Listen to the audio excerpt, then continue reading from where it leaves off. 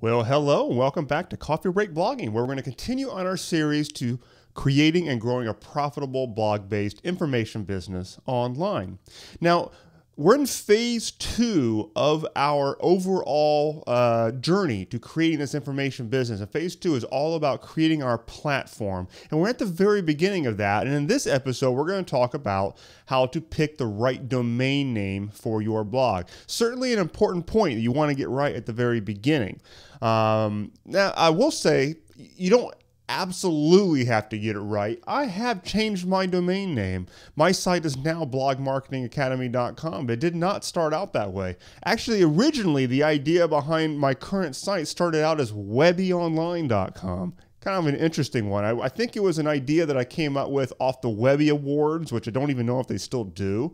But obviously I don't use that domain anymore. Then I moved on to davidrisley.com, which is my name. Still, of course, own that. But the main reason I switched off of that was because that I didn't want to pigeonhole my own name into nothing other than blogging for the rest of my life. You know, at the end of the day, David Risley, me, might do other things. And I didn't want my name to be tied only to the whole market of speaking to bloggers. So I moved on to Blog Marketing Academy because when you hear that, Blog Marketing Academy, you kind of know what the site is about. So that was kind of my journey with my domain name. You may have a similar one, but before you get started, let's talk about a few considerations you might want to have in mind when you're actually shopping for that domain name. First of all, I do recommend that you get the .com whenever possible. Now, if you've already got a .net or a .org or something like that, fine. I'm not telling you got to change your domain name, but I think that we all kind of know that .com is the assumed domain extension. And most people, if they hear a domain via word of mouth, and if they can't remember the end of it, they're automatically going to assume .com. So work with it. Don't make them think. If you can avoid the .net or the .org or some other weird extension, then do so. I also know they're releasing all these other very odd extensions that are coming out, but I generally am not a fan of them because most people think .com by default, okay? The other thing is you want to get a domain name that takes into account word of mouth promotion.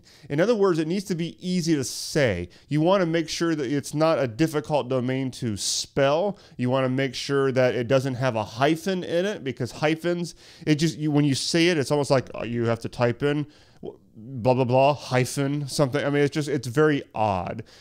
So I recommend that you avoid hyphens when at all possible. Make it very plain English words. One of my issues actually with David Risley was that I sometimes found myself having to spell my last name because people didn't know how to spell it right off the bat. They'd put a Z or something in there. So that was one of the things. It's like, okay, my domain is davidrisley.com. Okay, how do you spell that again? And it was just, it made word of mouth promotion more difficult. Whereas Blog Marketing Academy, those are all 3 plain English words. Everybody knows how to spell them, and they can do that .com very simply. So that's a real big thing. Whether you're saying your domain name on a podcast at some point, whether you're meeting somebody at a conference, you want to make sure that your domain can just roll off the tongue and there's no clarification necessary. The other thing is try not to get a domain that is too incredibly generic. You know the ones. In fact, a lot of times these sites like GoDaddy or Namecheap or those guys, when you go to buy a domain, if the one that you want is not readily available, sometimes they'll add all these generic words to the front or the back of it to try to get one that will be available. Like, you type in organic gardening and be like, oh, well, that one's not taken. But organicgardeningblog.com, it's just too generic to add those things on there. So I don't recommend taking them up on their recommendations. Just keep hunting for another one if the one that you want is not readily available. I also recommend that you not get a domain that is too long. It should not be something that is like just a big long string of characters. It's just really, really long, because here's the thing. You want to think ahead. First of all, it needs to be easy to say. It needs to be something, excuse me, still getting over that little bit of a cold. It needs to be something that if you print it somewhere, it's not going to be too insanely long. Quite frankly, blogmarketingacademy.com, I think it's a good brand, but it's a little bit of a long thing. And if I were to print that somewhere, I'd have to probably reduce the font or something to make it fit. So it's a bit of an issue, but it just hasn't become that big of one for me at this point. But it is something you want to think about. It's better to have shorter domains. And you also typically find that if you are buying a domain at some point, usually the shorter ones are more expensive. And that's the reason why. They're just easier to deal with. I also want to talk a little bit about the whole concept of using your personal name versus a brand of some kind. As I mentioned, I used to have my site at davidrisley.com. It's now blogmarketingacademy.com.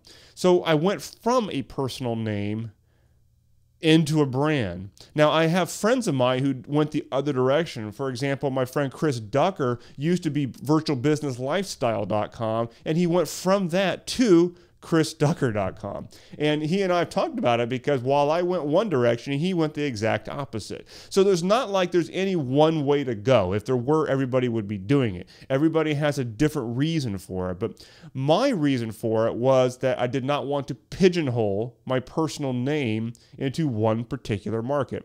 Chris was obviously okay with that, and that totally makes sense for him. So you need to think about what your future intentions are with this. Do you want your name to be that tied to whatever it is that you're going to be talking about? The other thing you want to talk about is sellability. If you're building up a real business here, it could be that you want to open up the possibility of selling it or handing it over to somebody else and letting them run it for you. One of the reasons I went with Blog Marketing Academy was because I wanted to have the opportunity down the road to have other instructors on the site rather than just myself. Right now I'm the only instructor, but I didn't want there to be an expectation in the brand that the only person that will ever teach anything on my site is me.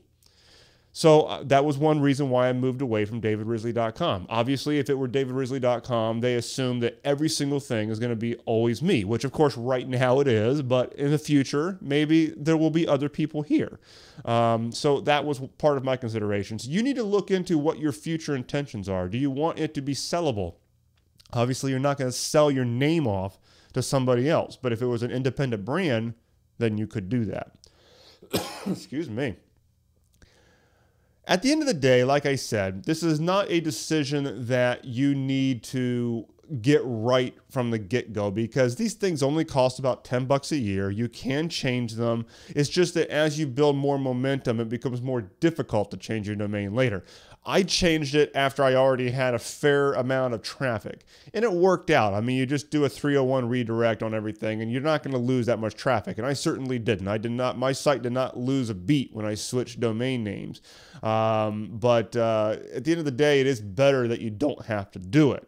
And so do the best you can, come up with a domain name. You can make up some words if you need to. You can put keywords in your domain, but at the same time, you want to make sure that it doesn't become too generic. I've seen some people who have, they keyword stuff their domain, but to the point where it's just kind of generic and just like a crappy brand. So, think about it. Put some effort into it.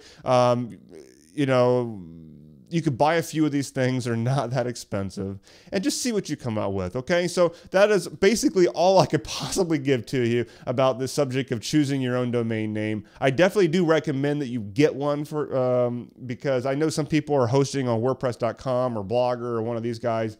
Bad idea. Just don't host on those free things. We've already talked about hosting 2 episodes ago on episode 46.